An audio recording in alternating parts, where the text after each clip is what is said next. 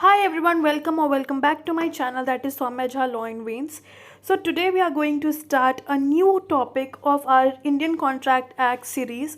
So basically ये हमारा third video है इंडियन कॉन्ट्रैक्ट एक्ट का. फर्स्ट वीडियो में हमने कवर किया था सेक्शन 1 to 12. सेकेंड वीडियो में हमने कुछ 6 इंपॉर्टेंट केस लॉज किए थे एंड इस वीडियो में हम आज कवर करेंगे सेक्शन 13 to सेक्शन 22. ठीक है, अभी आज हम बेसिकली बात करने जा रहे हैं कंसेंट और फ्री कंसेंट के बेसिस के ऊपर. ठीक है, ओके.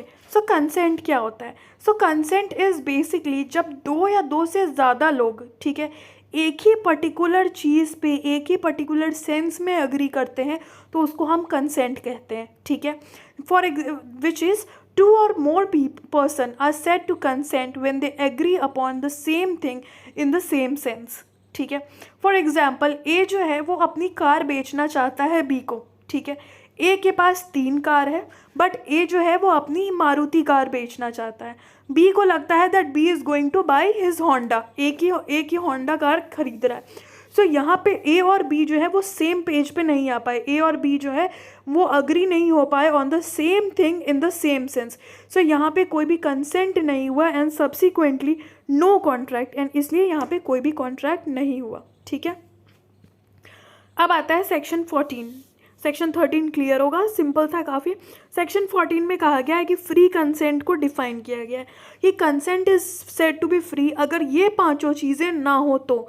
कोर्शन जो कि सेक्शन 15 में डिफाइंड है, अनड्यू इन्फ्लुएंस जो कि सेक्शन 16 में डिफाइंड है, fraud which is defined in section 17, misrepresentation which is defined in section 18, and mistake subject as to the provision of section 20, 21, 22 जिसमें mistake of fact और mistake of law भी देखेंगे. ठीक है, unilateral bilateral भी देखेंगे. ठीक है, consent is said to be so caused when it would not have been given but for the existence of such coercion, undue influence, fraud, misrepresentation और mistake. ठीक है,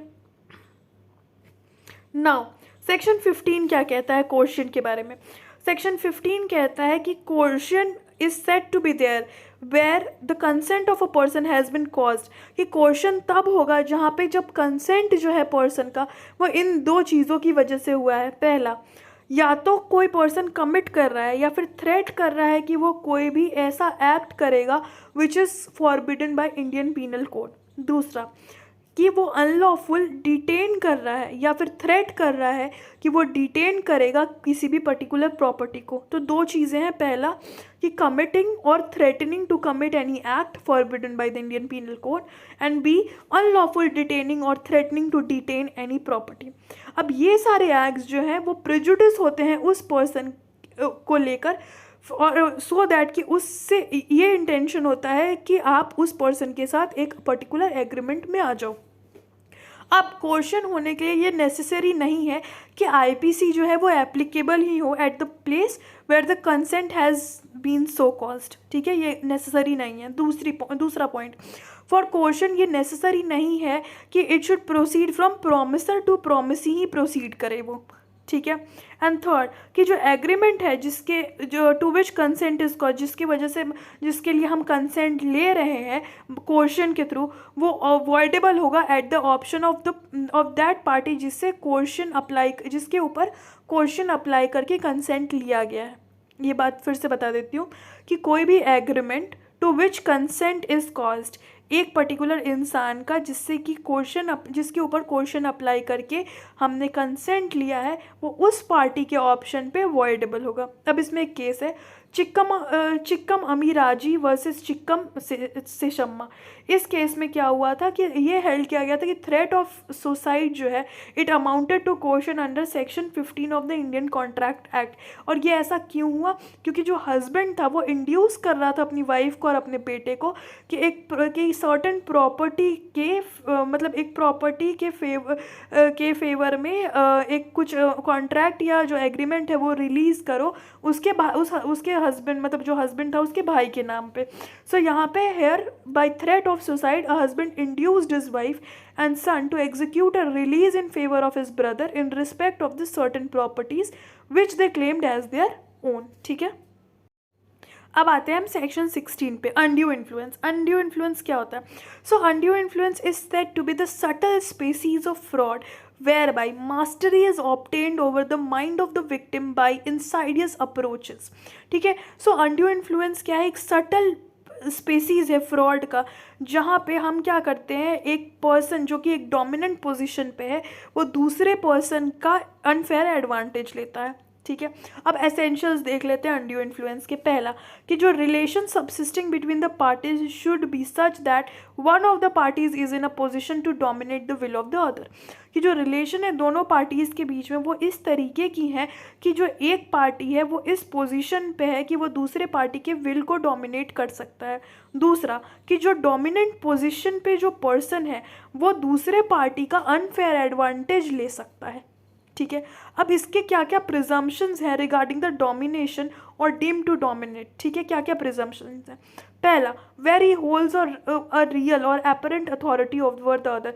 जहाँ पे जो पर्सन है जो डोमिनेंट पोजीशन पे है वो या तो उसके पास रियल या फिर एपरेंट अथॉरिटी है, जैसे कि माइनॉरिटी का केस होता है जिसमें एक किसी पर्टिकुलर गार्डियन को अपॉइंट कर दिया जाता है, तो उस सिचुएशन में हो सकता है। दूसरा, जहाँ पे फ्यूडिशियरी रिलेशनशिप हो with respect to a trust और कंपनी, जैसे फॉर एग्जाम्पल आपका फ्यूडिशियरी रिलेशनशिप किससे होता है, आपके एडवोकेट से, आपके डॉक्टर से, तो उस सिचुएशन में। And third, where he makes contract with a person whose mental capacity is temporarily और permanently by reason of age, illness और मेंटल और बॉडीली डिस्ट्रेस हो। कि जहाँ पे वेरी मेक, जहाँ पे वो पर्सन जो है वो इस इंसान से कॉन्ट्रैक्ट कर रहा हो जहाँ पे उसकी जो मेंटल कैपेसिटी है वो टेम्परली या फिर परमानेंटली डैमेज हो चुकी है या डिस्ट्रेस हो चुकी है।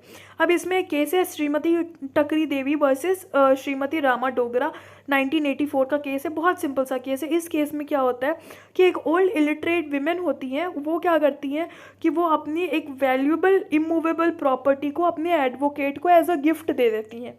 ठीक है, सो यहाँ पे उनका जो रिलेशन है उनके एडवोकेट से, वो अगर आप देखो तो बी पॉइंट का है, फिड्यूशियरी रिलेशनशिप है उनके और उनके एडवोकेट के बीच में।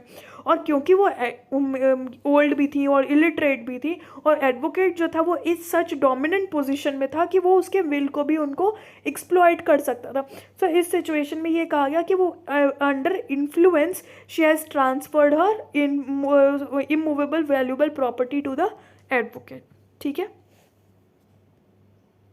ओके अब आता है section 17, very simple and very easy section, fraud.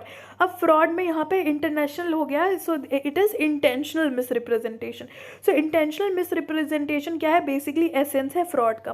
Fraud क्या क्या इंक्लूड करता है, फ्रॉड बेसिकली क्या होता है, जब आपका इंटेंशन होता है सामने वाले को डिसीव करने का, ठीक है, धोखा देने का, सो दैट कि आप एक कॉन्ट्रैक्ट में आ सको, तो उसको हम फ्रॉड कहते हैं। जैसे आप सजेशन एज अ फैक्ट, जब आप कोई फैक्ट सजेस्ट करते हो जो कि एक्चुअली वैसा फैक्ट ही एग्जिस्ट नहीं करता है। एक्टिव कंसीलमेंट, किसी पर्टिकुलर बात को आप छुपाते हो। ठीक है, अब promise without intention to perform, एक ऐसी प्रॉमिस करते हो जहाँ पे आपका इंटेंशन नहीं है परफॉर्म करने का, एक ऐसा प्रॉमिस कर रहे हो जहाँ पे आप परफॉर्म ही नहीं करना चाहते हो उस पर्टिकुलर कॉन्ट्रैक्ट को।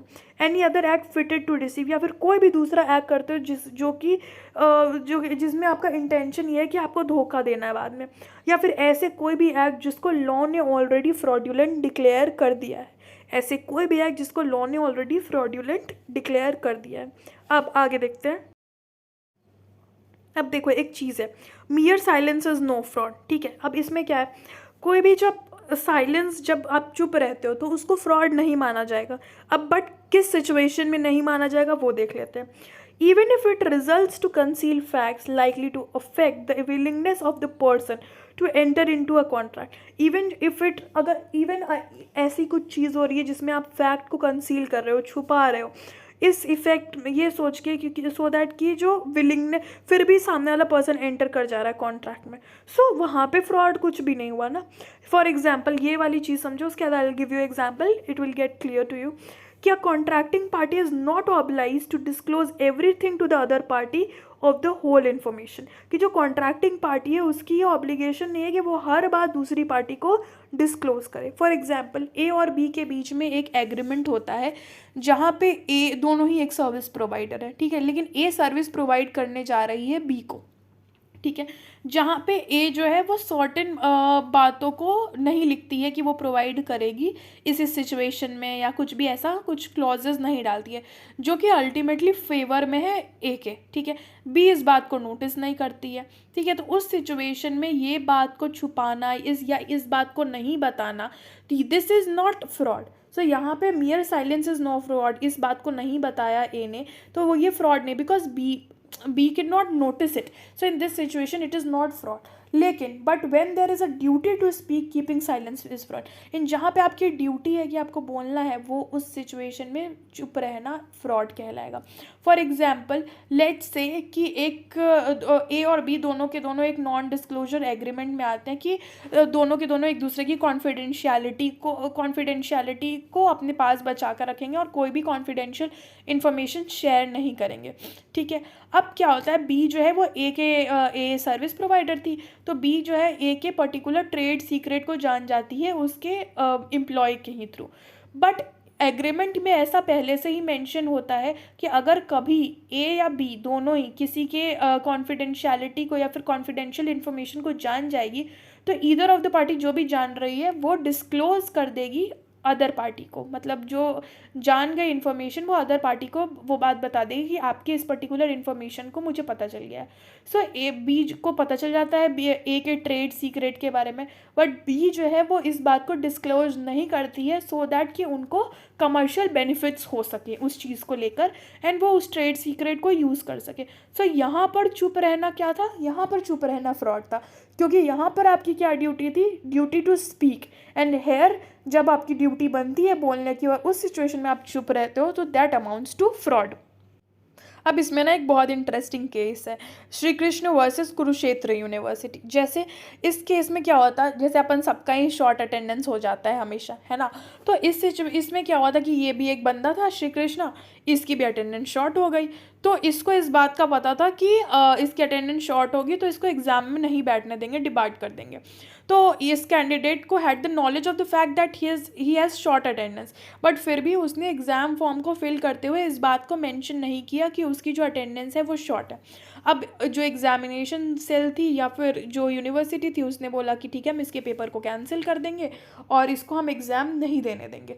ठीक है, तो यहाँ पे कोर्ट ने ये इस बंदे ने अपील किया, तो कोर्ट ने ये कहा कि ये कोई फ्रॉड नहीं है, क्योंकि ये यूनिवर्सिटी की ड्यूटी है कि आप स्क्रूटनाइज करो और आप वेरीफाई करो कि जो बंदा है उसकी प्रॉपर अटेंडेंस है, या फिर वो अगर डिमांड हो रहा है तो उसको हटाओ। फिर ये आपकी रिस्पॉन्सिबिलिटी है या आपकी ड्यूटी है, ये उस बच्चे की ड्यूटी नहीं है। सो यहाँ पे but university fail to do so इसलिए यूनिवर्सिटी को रोक दिया गया from cancelling the exam of the student and that student was allowed to give exam. ठीक है, सिंपल। अब आता है मिसरिप्रेजेंटेशन। मिसरिप्रेजेंटेशन क्या है, misrepresentation is of a fact material to the contract. ठीक है, सेक्शन 18 में मिसरिप्रेजेंटेशन दिया गया है।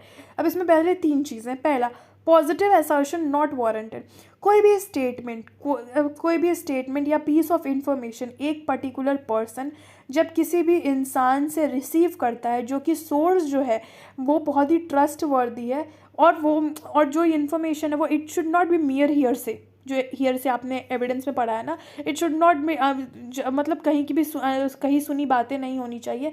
It should be the information receiving source should be very trust वर्दी। तो उस सिचुएशन में अगर कुछ गलती हो जाती है तो वो पॉजिटिव असर्शन कहलाएगा। ठीक है, वो मिसरिप्रेजेंटेशन कहलाएगा। दूसरा, any breach of duty without intention to deceive and gains the advantage, कोई भी ब्रीच ऑफ ड्यूटी, कोई भी चीज़, जैसे फॉर एग्जांपल कंस्ट्रक्टिव फ्रॉड हो रहा है, फॉर एग्जांपल यहाँ जहाँ इंटेंशन नहीं होता है सामने वाले को डिसीव करने का, बट सर्कमस्टांसेस ऐसी अराइज हो जाती हैं कि उससे ऐसी इन्फॉर्मेशन डिराइव होती है कि ऐसा लगता है कि सामने वाले की मोटिव नहीं होती है, बट कुछ ऐसा प्रेजेंट हो जाता है सो दैट कि वो मिसरिप्रेजेंटेशन बन जाता है। ठीक है, उसके बाद third, causing however innocently a party to an agreement to make a mistake as to the substance of the thing which is the subject of the agreement, causing however innocently a party to an agreement, ठीक है, causing however innocently a party to an agreement to make a mistake as to the substance of a thing which is the subject of the agreement. अब देखो इसमें क्या है, कोई भी expression अगर आप अपने ओपिनियन का दे रहे हो उसको हम ये नहीं रिगार्ड करेंगे कि वो मिसरिप्रेजेंटेशन है फैक्ट का, इवन जो ओपिनियन है वो गलत भी क्यों ना हो, ठीक है, उसको लेकिन हम मिसरिप्रेजेंटेशन रिगार्ड नहीं करेंगे।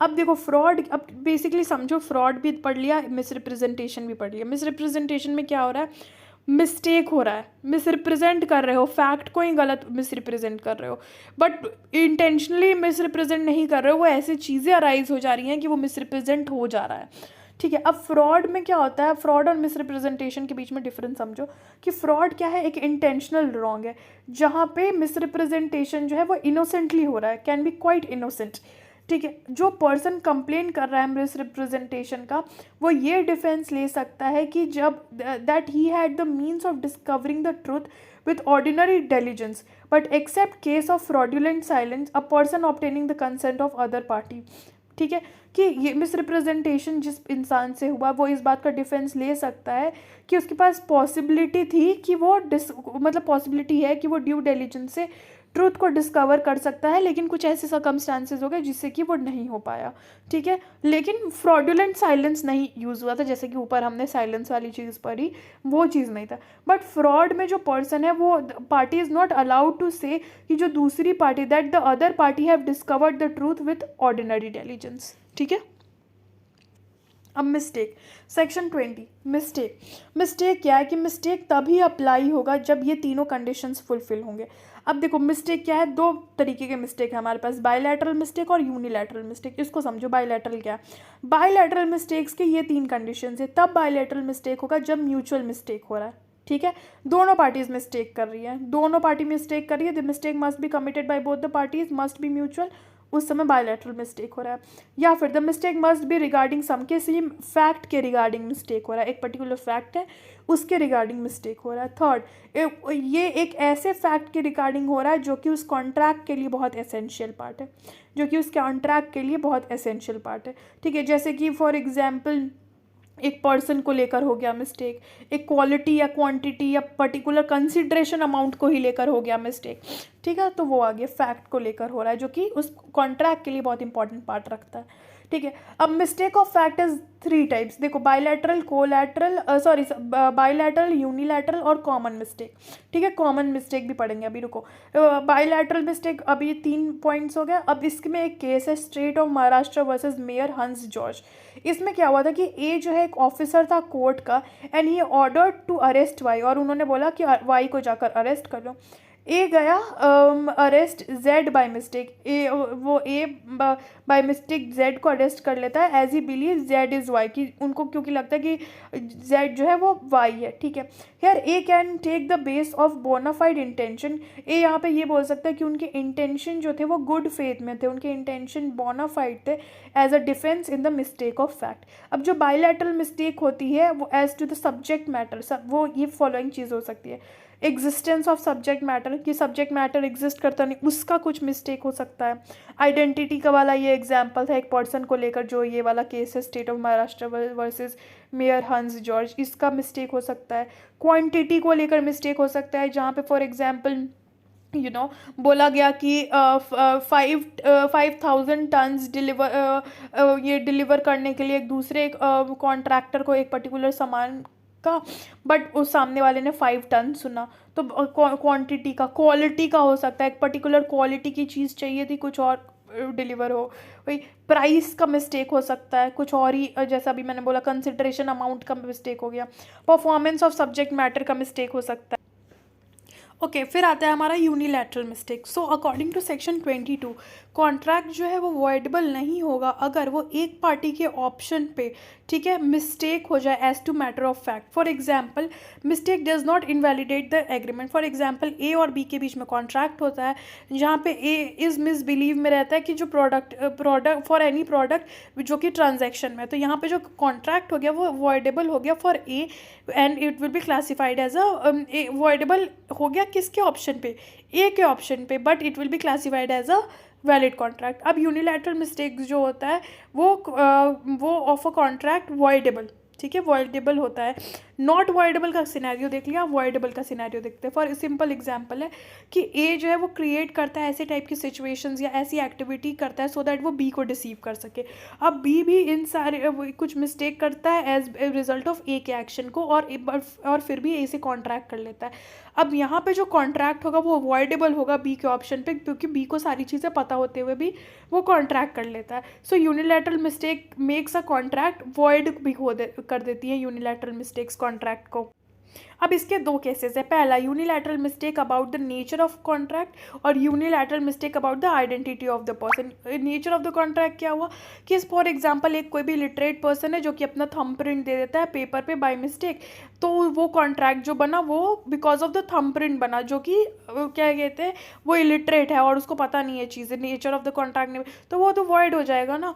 और फिर दूसरा है unilateral mistake about the identity of a person. अब ए जो है वो फॉर एग्जांपल एंटर करना चाहता है कॉन्ट्रैक्ट में सी के साथ, बट वो एंटर कर जाता है बी के साथ बाय मिस्टेक, तो ये कॉन्ट्रैक्ट तो वॉइड हो गया स्टार्टिंग से ही। दूसरा एग्जांपल ये है कि ए जो है वो सी का रेगुलर कस्टमर है, सी क्या करता है ए को ऑर्डर करता है गुड्स को डिलीवर करने के लिए, लेकिन सी को ये बात नहीं पता होता है कि शॉपकीपर चेंज हो गया है एंड अब जो न्यू ओनर है शॉप का वो बी है, सो वो कॉन्ट्रैक्ट बी से कर लेता है। सो इस केस में जो कॉन्ट्रैक्ट फिर से वॉइड हो गया। सो आई होप आपको ये समझ में आ गया होगा जो हमारा मिस्टेक ऑफ लॉ और मिस्टेक ऑफ फैक्ट का सिनेरियो था। आई गेस ये क्लियर होगा। इसमें हम लोगों ने एक वो भी पढ़ा है, मैगजिम भी पढ़ा है कि जो मिस्टेक ऑफ फैक्ट होता है वो उसको एक्सक्यूज़ किया जा सकता है, बट जो मिस्टेक ऑफ लॉ होता है उसको एक्सक्यूज़ हम नहीं कर सकते हैं, ठीक है। So keeping all this things in mind, I hope आपको सारी चीज़ें क्लियर होंगी। एंड हमने इसमें केस लॉज भी डील किया है, सेक्शन 13 to 22 हमने कवर कर लिया है बहुत ही सिंपल और ईजी लैंग्वेज में।